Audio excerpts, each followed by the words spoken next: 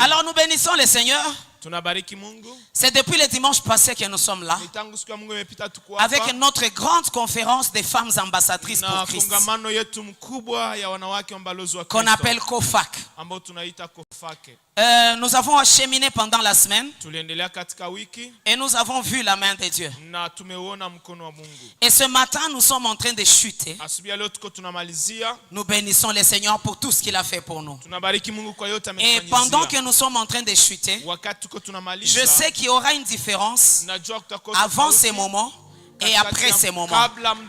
Parce que la parole de Dieu ne peut tomber sans arroser la terre. Et quand elle arrose la terre, c'est qu'il y a nécessairement de fruits qui doivent être visibles. C'est pourquoi je sais qu'il y aura un après ces moments et un avant ces moments. Et je déclare que la différence de ces deux moments soit visible dans ta vie au nom de Jésus. Alors le premier jour, le dimanche passé, j'ai introduit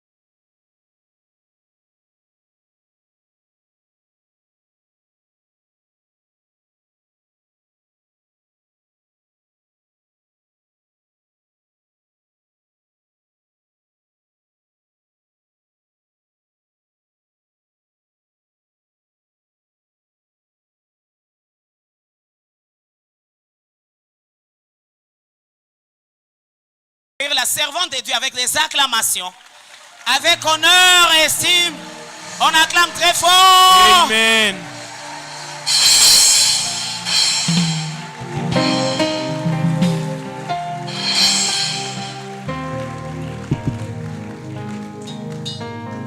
Seigneur, nous honorons ta présence ce matin. Yes, Lord. Seigneur éternel, toi notre Père et notre Dieu. Alléluia. Tu nous as aimés avant la fondation du monde. Et Seigneur éternel, par ton amour que nous vivons. Seigneur Dieu, humblement, nous sommes encore au-devant de toi pour recevoir, Seigneur éternel, la portion que tu as prévue pour nous ce matin. Seigneur. Alors Seigneur éternel, que nous venons de chanter, que tes bontés se renouvellent chaque matin envers nous. Nous croyons qu'il y a une nouvelle grâce que tu as renouvelée envers nous ce matin. Et nous prions, Seigneur éternel, que cela soit fait ainsi au nom de Jésus. Père éternel, parle à nos cœurs en ces jours, ô Dieu. Édifie-nous, Seigneur éternel. Montre-nous la voie à suivre. Seigneur éternel, quand tout l'honneur et la gloire te reviennent, au nom de Jésus. Amen. Amen. Alléluia. Amen. Alléluia. Amen. Gloire au Seigneur. Sifa kwa Mungu. Nous bénissons les Seigneurs pour ces derniers jours de COFAC. Tunabariki Mungu kwa ukomo wetu wa kongamano. Depuis dimanche passé, nous sommes là. Tangu siku ya yengi iliyopita tulikuwa hapa. Et le Seigneur nous a fait grâce pendant toute la semaine. Nous étions là les après-midi. Na Bwana ametujalia neema, wiki nzima tulikuwa hapa Et le mchana. Seigneur nous a fait tellement du bien. Na Mungu ametubariki sana. Et je vais encore dire merci à l'homme de Dieu, Na Papa shukuru, Théo et Maman Rosie, nasema tena asante kwa mtumishi wa Mungu Papa pour la Theo na Mama confiance Rosie qu'ils ont encore renouvelée envers moi pour pouvoir parler de la part de Dieu kwa kuweza kutufikiria ili kwamba tuweze kupana neno la Mungu dans cette conférence des femmes. ndani ya kongamano ya Et je wanawake. vais dire aussi merci à Maman Francine Nasema pia asante kwa Mama qui a Francine été attachée pour nous servir. ambaye alikuwa karibu yetu kutusaidia. Et je dis merci à Dieu, que le Seigneur la bénisse pour les services Tunasema qu'elle est en train de aksanti rendre. kwa Mungu na yeye Mungu ambariki kwa Et kazi je alikuwa dis merci anafanya. à tous les comités des femmes Nashukuru pia kamati yote ya wanawake pour l'organisation de cette conférence. Est-ce qu'on peut les kwa acclamer? maandalizi ya hii kongamano. Je, tunaweza shangilia? Alléluia. Alors ce matin, nous sommes en train de chuter Asubuhi ya leo tuko tunamalizia et nous irons immédiatement dans la parole. na tutaenda tenda neno la Mungu. Aujourd'hui, nous allons lire 3 longs textes Leo tutasoma usomi mrefu 3 et je sais que le Seigneur va nous faire du bien. na ninajua Mungu atatutendea mema. Le premier texte, c'est ce que nous avons lu pendant toute la semaine. Il est dans Genèse 29, 15 à 30. Usomi ya kwanza ni ile tuliosoma katika wiki, Mwanzo 29. Le deuxième texte, nous allons le lire dans Matthieu chapitre 6, les versets 25 à 34. Usomi wa pili itakuwa Pour ceux qui écrivent. Mathayo 25 kwa wale ambao wanaandika. Et le dernier texte, nous allons le lire dans Colossiens chapitre 3, du 1er au 17e verset. Ya mwisho tutaipata katika Wakolosai 3 kuanzia mstari wa kwanza hadi wa 17. Genèse 29, 15 à 30, la Bible dit ceci, nous lisons au nom de Jésus. Tunaanzia na Mwanzo 29, 15, 13. Puis Laban dit à Jacob, parce que tu es mon parent, me serviras-tu pour rien? Dis-moi quel sera ton salaire. Or Laban avait 2 filles, l'aînée s'appelait Léa et la cadette Rachel. Léa avait les yeux délicats, mais Rachel était belle de taille et belle de figure.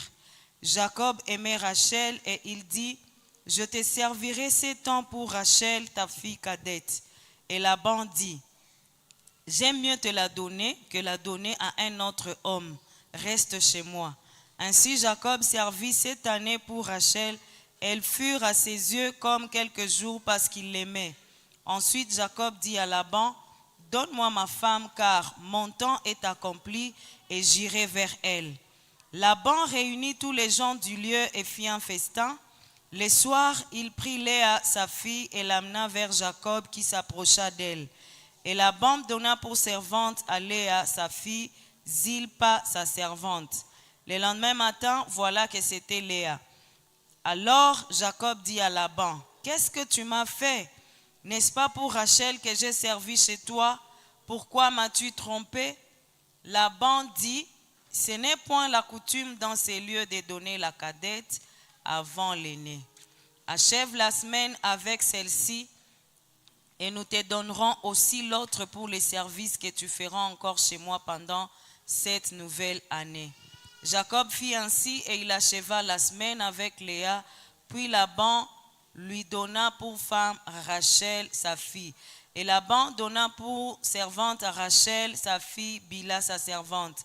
Jacob alla aussi vers Rachel, qu'il aimait plus que Léa, et il servit encore chez Laban pendant 7 nouvelles années. Nous sommes dans Matthieu. Tunaingia katika Mathayo. Matthieu chapitre 6. Mathayo sura yake ya 6. Nous commençons au 25e verset jusqu'au 34e. 25 mpaka 34. La Bible dit ceci. C'est pourquoi je vous dis, ne vous inquiétez pas pour votre vie, de ce que vous mangerez, ni pour votre corps, de quoi vous serez vêtus. La vie n'est-elle pas plus que la nourriture et le corps plus que les vêtements? Regardez les oiseaux du ciel, ils ne sèment ni ne moissonnent, et ils n'amassent rien dans les greniers. Et votre Père céleste les nourrit. Ne valez-vous pas beaucoup plus que? Qui de vous, par ses inquiétudes, peut ajouter une coudée à la durée de sa vie? Et pourquoi vous inquiétez au sujet du vêtement? Considérez comment croissent les lys des champs. Ils ne travaillent ni ne filent. Cependant, je vous dis que Salomon, même dans toute sa gloire, n'a pas été vêtu comme l'un d'eux. Si Dieu revêt ainsi l'herbe des champs qui existe aujourd'hui et qui demain sera jetée au four, ne vous vêtira-t-il pas à plus forte raison, gens de peu de foi? Ne vous inquiétez donc point et ne dites pas que mangerons-nous, que boirons-nous, de quoi serons-nous vêtus? Car toutes ces choses, ce sont les païens qui les recherchent. Votre Père céleste sait que vous en avez besoin. Cherchez premièrement le royaume et la justice de Dieu, et toutes ces choses vous seront données par-dessus. Ne vous inquiétez donc pas du lendemain, car le lendemain aura soin de lui-même. À chaque jour suffit sa peine. Et le troisième texte, nous le lisons dans Colossiens, du 1er au 17e verset. La Bible dit ceci. Si donc vous êtes ressuscités avec Christ, cherchez les choses d'en haut, où Christ est assis à la droite de Dieu. Affectionnez-vous aux choses d'en haut, et non à celles qui sont sur la terre. Car vous êtes morts, et votre vie est cachée avec Christ en Dieu. Quand Christ votre vie paraîtra, alors vous paraîtrez aussi avec lui dans la gloire. Faites donc mourir les membres qui sont sur la terre, l'impudicité, l'impureté, les passions, les mauvais désirs et la cupidité qui est une idolâtrie. C'est à cause de ces choses que la colère de Dieu vient sur les fils de la rébellion, parmi lesquels vous marchiez autrefois lorsque vous viviez dans ces péchés. Mais maintenant, renoncez à toutes ces choses, à la colère, à l'animosité, à la méchanceté, à la calomnie, aux paroles déshonnêtes qui pourraient sortir de votre bouche. Ne mentez pas les uns aux autres, vous étant dépouillés du vieil homme et de ses œuvres, et ayant revêtu l'homme nouveau, qui se renouvelle dans la connaissance selon l'image de celui qui l'a créé. Nous allons sauter au verset 12. Ainsi donc, comme des élus de Dieu, saints et bien-aimés, revêtez-vous d'entrailles de miséricorde, de bonté, d'humilité, de douceur, de patience.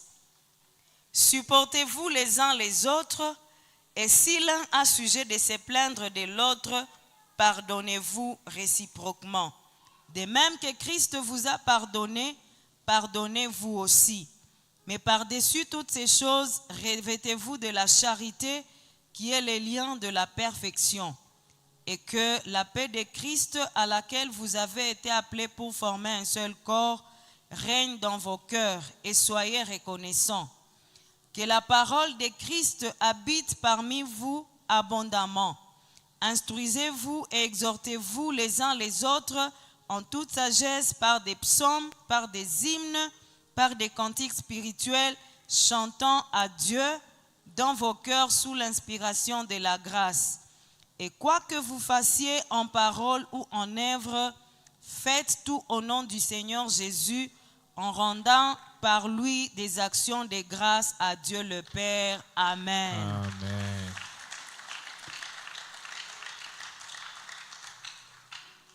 Aujourd'hui, comme j'étais en train de dire, nous sommes en train de clôturer avec ce message. Et pour ceux qui étaient là depuis le dimanche, vous allez comprendre que les textes que nous venons de lire, c'est même les résumés de tout ce que nous avons appris. Nous avons commencé à parler de Rachel et Léa. Et si nous pouvons rentrer dans les contextes, Léa et Rachel sont les filles de Laban. Et Laban qui est l'oncle de Jacob. Et Jacob se retrouve chez son oncle à Charan. Et quand nous lisons les chapitres 27 et 28, nous avons vu comment avant d'arriver chez son oncle, Jacob est parti après avoir eu la bénédiction de son père et la bénédiction de Dieu lui-même.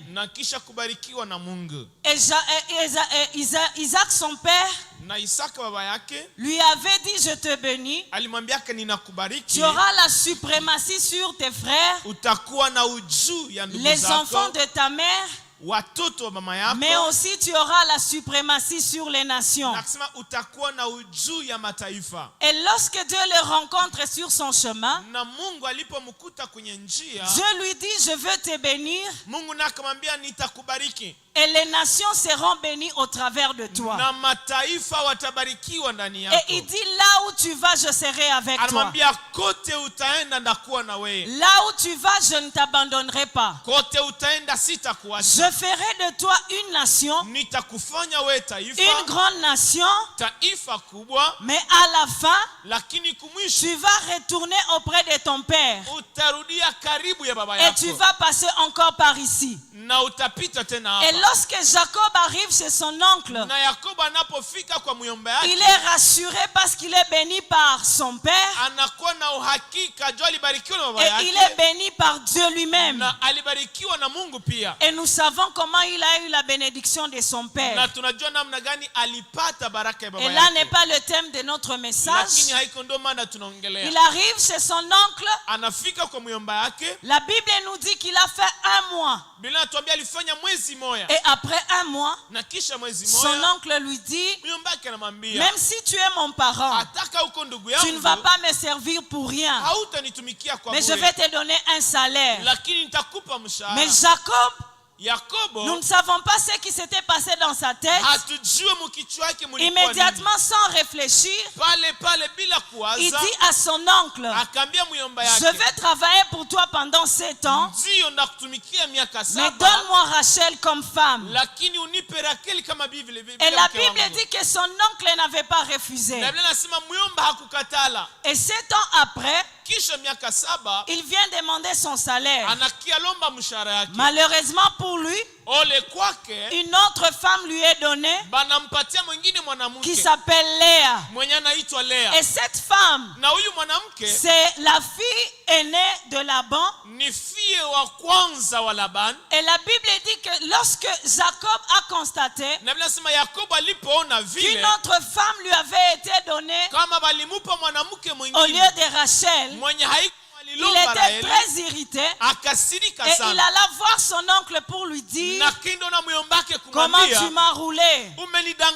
Et son oncle de lui dire, dans notre société ici, il n'est pas permis de marier la cadette avant l'aîné. Et pendant la semaine, nous avons dit l'Ancien Testament ou bien l'Ancienne Alliance a été le pédagogue pour nous conduire à Christ. Et c'est pourquoi nous étions en train de dire que ceux qui pensent, et surtout les hommes, qu'on peut avoir 2 femmes, 3 femmes, en se basant sur nos patriarches Abraham et Jacob, ils sont dans l'erreur. Parce que Dieu a permis ces choses afin de nous enseigner les choses qui allaient venir. Mais parmi les patriarches, nous avons Isaac, qui malgré la stérilité de sa femme n'est pas allé vers une autre femme. Alors s'il y a un modèle à suivre parmi nos frères chrétiens, c'est le modèle d'Isaac. Et nous avons dit que Jacob était l'image de Jésus-Christ, qui avait quitté le ciel pour venir sur la terre. Et une femme lui avait été imposée. Et cette femme, c'était Israël. Mais lorsqu'il arrive, il voit la beauté d'une autre femme. Il est attiré par une autre femme. Et cette femme s'appelle l'Église, qui est l'épouse du Christ. Et quelle est la beauté de cette Église? Il a rencontré la foi. Il a rencontré la foi au travers des nations. Lorsqu'il parlait à ses frères, C'est comme s'ils étaient trop sages par rapport à toute la connaissance qu'ils avaient. Mais ils ne croyaient pas en la parole qui leur avait été donnée. Mais lorsqu'ils voient à côté, ils voient une autre femme avec une grande beauté, mais qui était remplie de faiblesses. Et nous avons parlé de Rachel. Malgré sa beauté, malgré qu'elle était attrayante, mais c'était une femme idolâtre. En elle, il y avait l'idolâtrie. C'était une voleuse. C'était une menteuse. C'était une querelleuse. Mais malgré tout ce qu'elle a été, Jacob l'a aimée jusqu'à la fin. Et nous avons dit, malgré tout ce que nous avons fait, malgré tout ce que nous commettons, Jésus nous aime. Il nous aime parce que nous sommes son épouse. Mais cet amour a une fin. Quand bien même nous sommes aimés, un jour, la parole de Dieu qui reste ferme devra se réaliser. Nous avons dit que Rachel représente quelqu'un qui est aimé par la grâce. Il est choisi par la grâce. Et c'est par la grâce que toi et moi nous sommes enfants de Dieu. C'est par la grâce que Jésus peut nous appeler son épouse. Mais cette grâce a une fin. Cette grâce a une fin. Si nous ne travaillons pas sur nous-mêmes, nous risquons de périr en cours de route, comme Rachel a péri. Comme Rachel a péri. Alléluia. Amen. Alléluia. Amen. Et nous avons dit que Léa représente la loi, qui est la parole de Dieu. Et lorsque nous parlons de la loi, ce sont les 10 commandements que nous voyons Dieu donner à Moïse, que Jésus est en train de répéter dans les livres de Matthieu, mais d'une autre manière, et que nous avons vu le Saint-Esprit au travers de l'apôtre Paul le répéter dans le livre de Galates chapitre 5 en disant celui qui commet ces choses n'a pas part au royaume de Dieu. Et il parle de l'idolâtrie, il parle de la magie, il parle de l'impudicité, il parle du vol, il parle du mensonge, il parle du colportage, il parle de la gourmandise. Et il dit que ceux qui font des choses semblables n'ont pas part à mon royaume. Et nous avons vu que Rachel a péri en cours de route, parce que quand bien même elle était aimée par Jacob, elle a continué à pratiquer ces choses. Et elle a continué à pratiquer ces choses parce que le jour où Laban est venu poursuivre Jacob pour ces téraphim qui étaient volés, Rachel avait encore menti pour dire que ce n'est pas elle qui avait volé ces téraphim. Et Jacob venait de dire, quiconque sur qui sera ce téraphim qu'il meurt. Mais lorsque Laban a cherché, alors Rachel s'est assise sur les téraphim et elle a menti. Ce qu'elle ne savait pas, il y avait un Dieu au ciel qui voyait ces téraphim. Et nous étions en train de dire que même si tes péchés ne sont pas encore exposés, sache que Dieu les voit. Et un jour, tu vivras les conséquences de ces péchés. Alléluia. Amen. Alléluia. Amen. La même chose s'applique sur nous, Église. Il ne suffit pas de recevoir Jésus. Mais lorsque tu as reçu Jésus, travaille durement sur ton salut. Parce que ceux qui pratiquent ces choses n'auront pas part au royaume de Dieu. Ils n'auront pas part au royaume de Dieu. Aujourd'hui dans l'église, il y a beaucoup d'idolâtres. Quelqu'un va dire, moi je ne m'incline pas devant la statuette. Mais l'idolâtrie peut être les choses qui nous attirent. Les choses qui nous attirent, ce sont les travails. Nous avons les mariages. Nous avons, je ne sais pas, la promotion. Les maisons. Les voitures. Je vais dire à quelqu'un ce matin que la vie chrétienne ne s'évalue pas par rapport aux avoirs, par rapport à ce que tu as, par rapport à ce que tu as gagné. Mais la vie chrétienne s'évalue par rapport à tes réactions face aux circonstances qui reflètent Christ en toi. Ce n'est pas parce que tu as une maison que tu es un bon chrétien. Ce n'est pas parce que tu as le mariage que tu es un bon chrétien. Ce n'est pas parce que tu as les enfants que tu es un bon chrétien. Ce n'est pas parce que tu libères même le feu à la chair que tu es un bon chrétien. Mais la chrétienté sera évaluée lorsque quand tu es dans le travail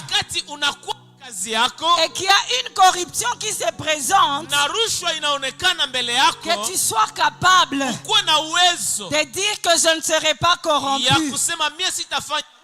Alléluia. Amen. Alléluia. Amen. Et nous avons dit pendant la semaine, lorsque tu acceptes de vivre ce que la Bible nous recommande, les afflictions vont t'accompagner.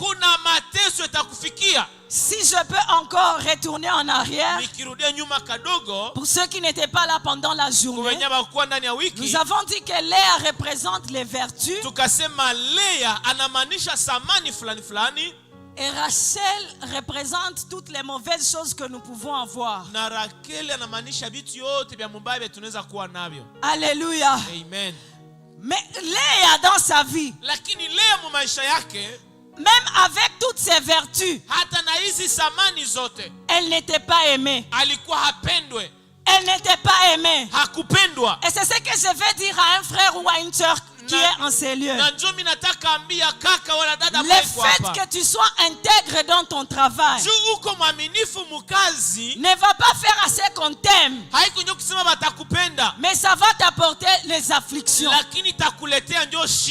Alléluia. Amen. Alléluia. Amen. Le fait que tu acceptes de vivre les vertus ne vont pas faire assez qu'on t'aime, mais ça va t'attirer des difficultés. Mais je veux te dire qu'il y a un Dieu au ciel qui voit ses afflictions, qui voit ses larmes et qui va se lever les derniers. Rachel a péri en cours de route. Mais Léa, combien même elle n'était pas aimée, combien même elle n'était pas attrayante, elle est arrivée jusque dans la maison d'Isaac. Elle est arrivée jusqu'à la maison d'Isaac, son beau-père. Alors que Dieu avait dit à Jacob, quand ma parole sera accomplie en toi, je te ramènerai, toi et tes enfants, jusque dans la terre promise. Tout le monde est rentré auprès d'Isaac, sauf Rachel, qui était aimé. Et Léa dans la maison d'Isaac a joui des bienfaits a joui des bienfaits des enfants de Rachel. Alléluia. Amen. Nous avons dit que Rachel, ce sont les biens matériels. Alléluia. Amen. Ce sont les biens matériels. Lisons Matthieu chapitre 6 qui dit ceci.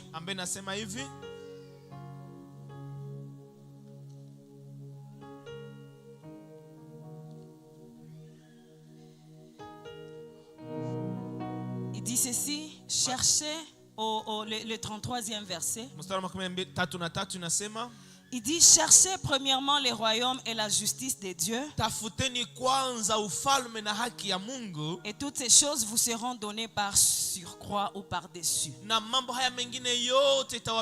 Et nous avons lu les versets qui ont précédé, où Jésus est en train de dire à ses disciples, vous vous inquiétez de beaucoup de choses. Vous vous inquiétez parce que vous n'avez pas de maison, parce que vous n'avez pas de véhicule, parce qu'il y a des gens qui, quand ils viennent à l'église, je suis à l'intercession depuis que j'ai connu le Seigneur. La plupart des requêtes que les gens donnent, donne-moi les diplômes, donne-moi les mariages, je vais construire, donne-moi le travail, donne-moi la promotion. Je ne sais pas s'il y a d'autres intercesseurs ici. Je crois qu'ils ne vont pas me contredire. Il est difficile que tu trouves quelqu'un qui dise que le Seigneur produise en moi l'humilité, que le Seigneur produise en moi la patience. Il est difficile que quelqu'un dise je suis orgueilleux, que le Seigneur produise en moi l'humilité. Mais tout ce dont nous avons besoin, les habits, la nourriture, les voyages, les enfants, les mariages, la promotion. Et Jésus dit, ces choses, ce sont les païens qui les recherchent. Ce sont les païens qui les recherchent. Parce que c'est un acquis. Dieu a donné ça gratuitement. La Bible dit que quand il a placé Adam dans les jardins, il lui a donné les arbres avec les fruits à manger. Et il dit tu vas manger de tout. Ça veut dire que la nourriture, c'est un acquis pour tout être humain. Que tu es Dieu, que tu n'es pas Dieu, c'est un acquis. Les habits, c'est un acquis. Et Jésus dit, si Dieu peut revêtir les arbres des champs qui vont sécher demain et qu'on va mettre au feu, a fortiori toi son enfant, s'il peut nourrir les oiseaux du ciel, ce sont les païens qui cherchent ces choses. Les gens avec qui nous étudions, qui distinguent à l'école, est-ce que tous sont des chrétiens? Tous ne sont pas des chrétiens. Ils n'ont même pas le temps de dire à Dieu donne-moi l'intelligence. Tout ce qu'il fait, c'est étudier toute la nuit, être à temps à l'école, suivre l'enseignant. Mais toi, au lieu de faire ces choses, tu vas passer tous les jours je ne sais pas où, et puis tu vas demander à Dieu la distinction. Toi-même tu arrives en retard à l'école, et puis tu veux la distinction. Tu vas prier et tu n'auras pas la distinction. Alléluia. Amen. Alléluia. Amen. Les véhicules, magari, les habits, manguo, Si nous allons sur la route ici tukienda mubalabala hapa et que nous voyons les meilleurs véhicules, tuangalie gari za mzuri zote, comptons les véhicules des chrétiens. tuhesabie magari za bakristo. Alléluia. Amen. Même les païens ont des bons véhicules. Hata wapagani biko na gari za mzuri. Et c'est pourquoi Jésus a dit ces choses, ce sont les païens qui les demandent. Na njoo maana Yesu alisema wapagani ndio wanaomba vitu hivi. Et Jésus sait que c'est un acquis. Na Yesu anajua kama ni haki yako. Pour quiconque marche dans la justice. Ni haki kwa kila anayetembea katika pour haki. quiconque marche dans les lois de Kwa Dieu. kila anayetembea katika sheria za Mungu. Comme Léa. Kama vile Léa. Léa en marchant dans la voie de Dieu. Léa katika kutembea njia za Mungu. Elle a été rendue fertile. Za. Sans l'amour de son mari. Bila kupendwa na bwana yake. Mais elle a été rendue fertile. Lakini Mungu alimpa watoto. Et même lorsque Joseph, Na hata saa Yusufu, le fils de Rachel, mtoto wa Rakeli, quand il a été élevé en dignité, saliinuliwa katika haki, et que toute la famille s'est retrouvée en Égypte, na jamaa yote ilijikuta Misri, elle a bénéficié alifaidika de ce que Rachel pouvait jouir. Si Rachel était vivant à cette époque, kama Rakeli angelikuwa pendant que Joseph était ministre, wakati Yusufu alikuwa mwaziri, je ne sais même pas si on allait accepter que Léa arrive en Égypte. sio kama bangitika kata Léa ingie Misri. Mais parce qu'elle a marché dans la justice, Lakini juu alitembea muhaki, une parole s'est accomplie sur elle. neno moja litimilika juu Qui yake. dit dans Ecclésiaste chapitre 2, le verset 26, Ambaye nasema katika Mhubiri 2:16, il donne à l'homme qui lui est agréable la sagesse, anamupa mtu aliye mwaminifu la kwake science hekima, elimu et la joie. na furaha. Mais il donne aux pécheurs Lakini kwa wenye zambi les soins de recueillir anawapa nguvu ya et kupata d'amasser na kukusanya, afin de donner à celui kusudi ile vitu qui est agréable à Dieu. avipatie ule mwenye anakubaliwa kwake Mungu. Alléluia. Amen. Ce dont nous avons besoin, Bienye tuko navyo haja, ce qu'il faut rechercher, bienye naomba utafute, que nous retrouvons en Léa, bienye tunakuta ndani ya Léa c'est la ni sagesse, hekima, la science. elimu.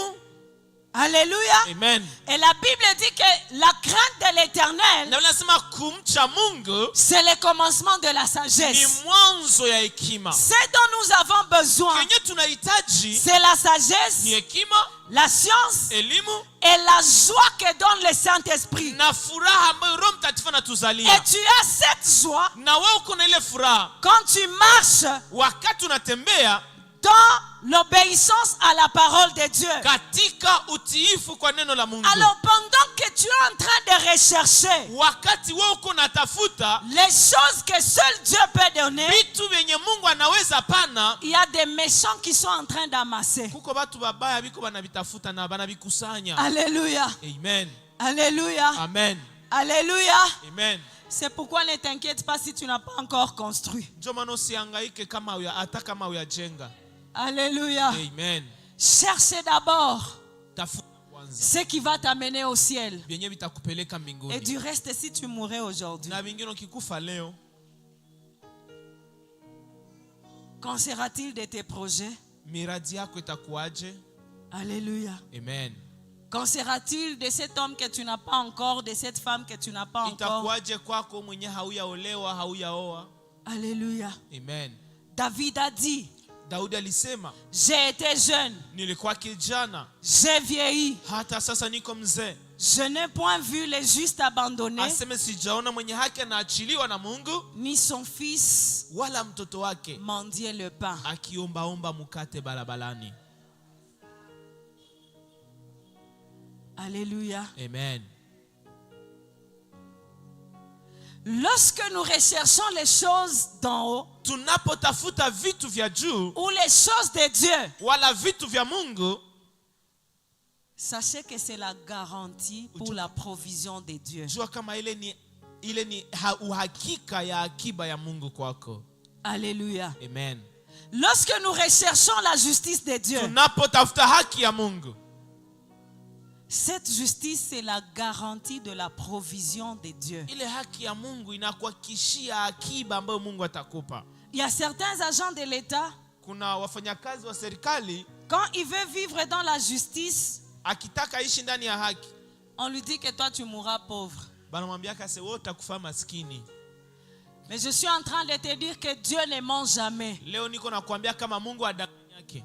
Si tu acceptes de vivre dans la justice, ukiitika ishi ndani ya haki, parce que Dieu a dit, jutu Mungu alisema, il sera responsable du reste. atajihusisha na wenye binabakia. Alléluia. Amen. Mais ce que tu dois mettre en tête, yenye naomba wewe utie mkichwa yako, quand tu vis dans la justice, sasa unaishi ndani ya haki ya Mungu, l'affliction va t'accompagner. mateso itakusindikiza.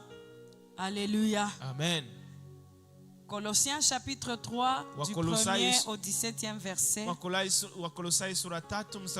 La Bible dit, si donc vous êtes ressuscité avec Christ, cherchez les choses d'en haut. Et par rapport à notre thème, nous pouvons dire, si donc vous êtes ressuscité avec Christ,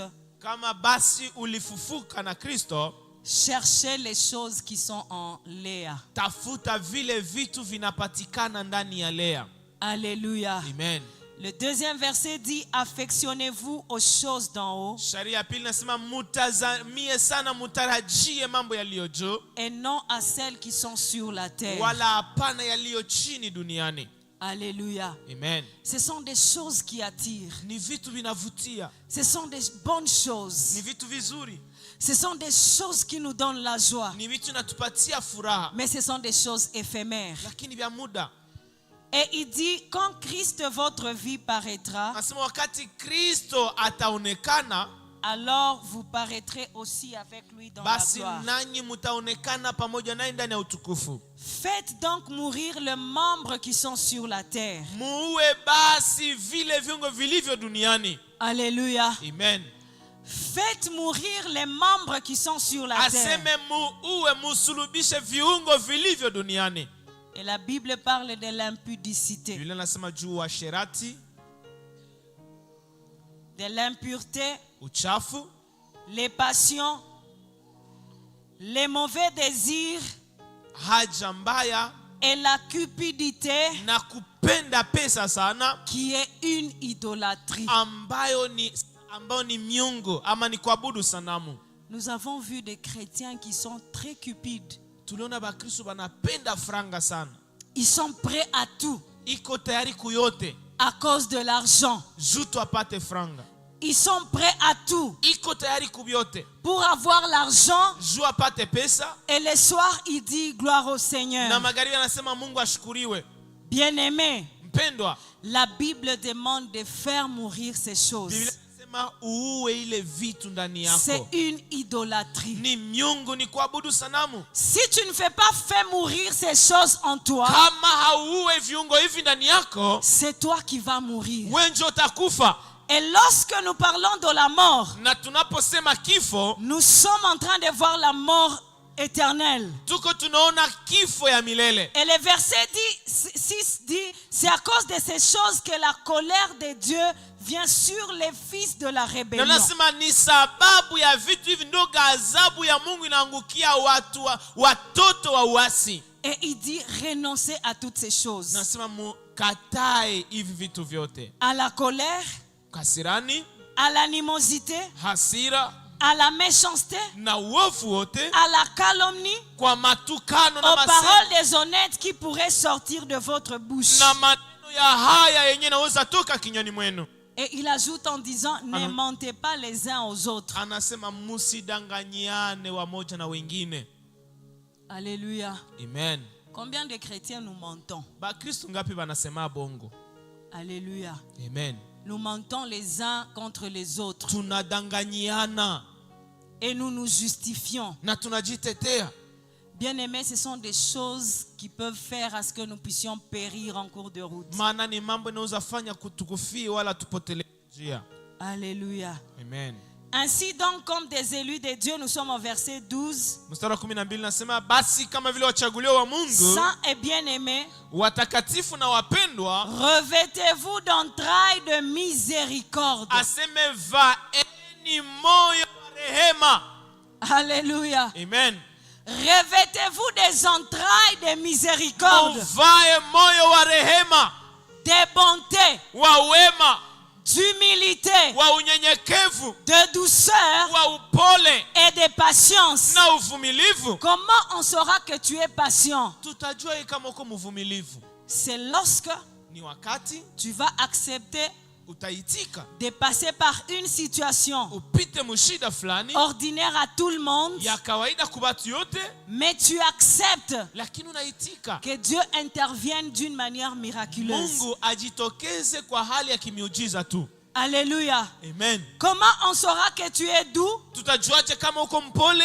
C'est lorsque Ni wakati il y aura des querelles autour de toi batu wataweza kuchamba na kutusi et la manière dont tu vas répliquer. na gisi utajibia. C'est pourquoi nous avons dit Ndio maana tulisema que la vie chrétienne maisha ya Ukristo ne s'évalue pas haipimiwake par le nombre de vestes na makoti que nous sommes en train de porter, na idadi ya magoti kwa mais fala, c'est par la manière dont nous réagissons lakini ni kwa hali tunajibu face aux circonstances, kulingana na majira et cette manière qui vient de l'Esprit de Dieu. na ile hali ambayo tunatoa kwa Roho Mtakatifu. Aujourd'hui, quand quelqu'un est en Christ Leo kama mtu yuko ndani ya Kristo et qu'il a acheté un véhicule, na aliuza gari ya mpya, tout le monde dit Dieu est fidèle. kila mtu anasema Mungu ni mwaminifu. Ok, c'est bon, il est fidèle. Ni mzuri, Mungu ni mwaminifu, ndio. Il est fidèle. Ni mwaminifu. Alléluia. Amen. Mais est-ce que nous avons eu le temps de voir Je tulipata wakati ya kuchunguza un frère tuone ndugu qui était ivrogne dans les quartiers kaka mwenye alikuwa mulevi mkartier et cherchait à voir Dieu en lui? kisha na tutafute kuona Mungu ndani yake? Est-ce que quelqu'un peut se lever et témoigner? Je mtu mmoja anaweza simama na Moi j'étais kushuhudia, un escroc. mimi nilikuwa mkorofi, Quand bien même je n'ai pas à manger, hata kama nilikuwa sina vya mais kukula, la vérité de Dieu sort en moi. lakini ukweli wa Mungu umeanza toka ndani yangu. Combien de fois Mara ngapi Dieu attend ce genre de Mungu témoignage? anachunga ushuhuda ya vile? Combien de fois Mara ngapi Dieu entend ce genre de Mungu témoignage? anachunga ushuhuda ya vile? C'est pourquoi il dit, Ndio maana anasema je ne vais pas te donner les choses qui... sipendi nikupe vitu vya muda, mbele nikupe vitu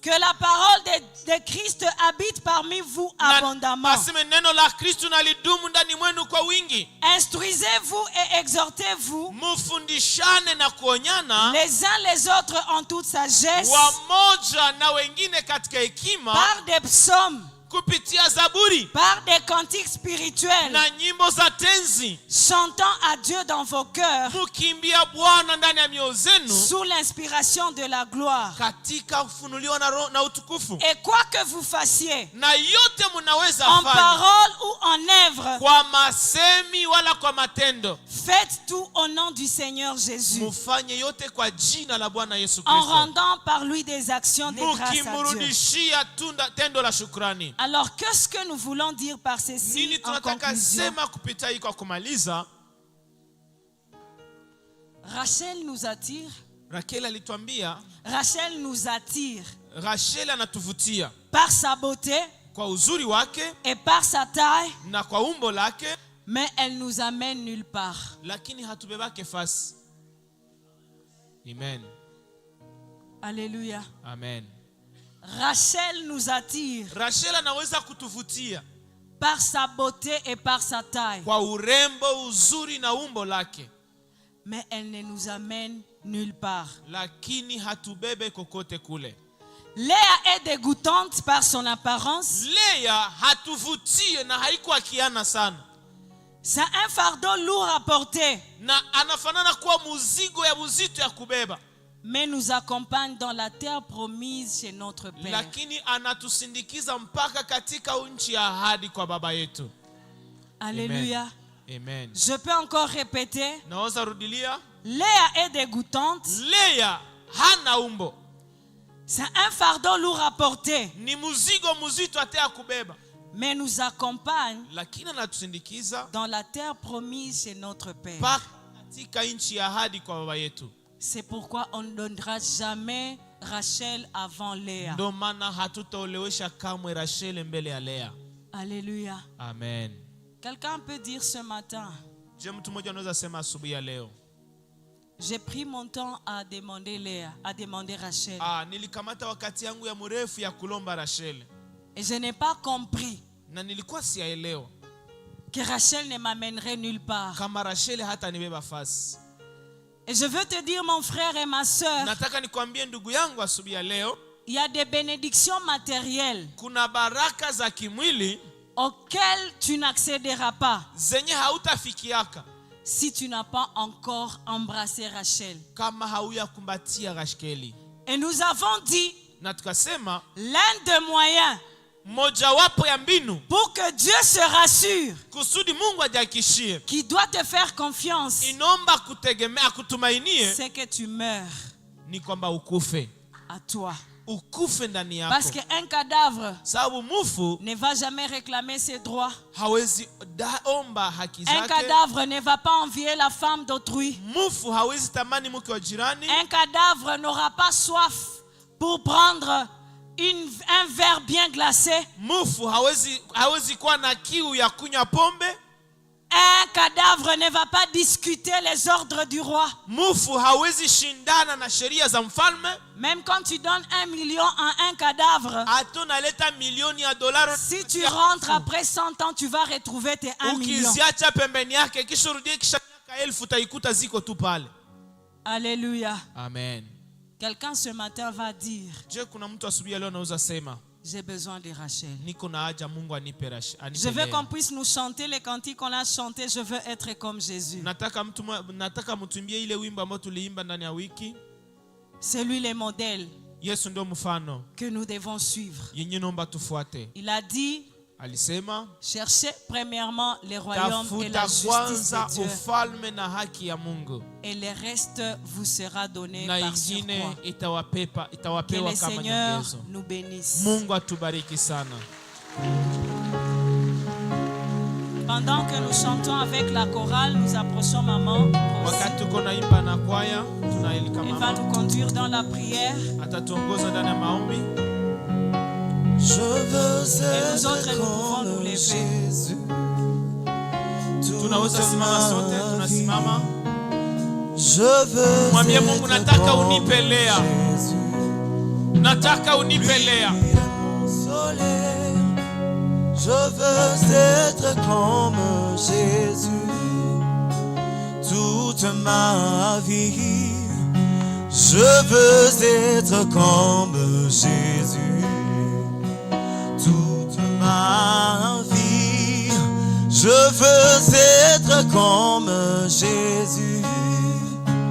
Toute ma vie, Lève-toi là où je tu es, lève-toi chez maman. veux comme Est-ce qu'on peut chanter avec la chorale en battant les mains? On y va, au rythme du chant. toute ma Au rythme du chant, s'il vous plaît, je veux être comme soyez participants dans ces cultes. Toute, Dis à Dieu, je veux être comme toi. je veux être comme Et la massacre taziama. toute ma Lord, I vie. want to look like you. Je veux Mikono, je vais écouter tes mains. Jésus. Je veux être comme Jésus. Si asikia mikono yako. Toute ma vie, je veux être comme Jésus. toute ma vie, je veux être comme Jésus. Toute ma vie, je veux être comme Jésus. toute ma vie. Moi je veux être comme Jésus. toute ma vie. Jésus. Je veux être comme Jésus. toute ma vie. Élève ta voix et prie en battant les mains. Prie en battant les mains. Non, non, je disais prie en battant les mains. Dis à Dieu, donne-moi Léa.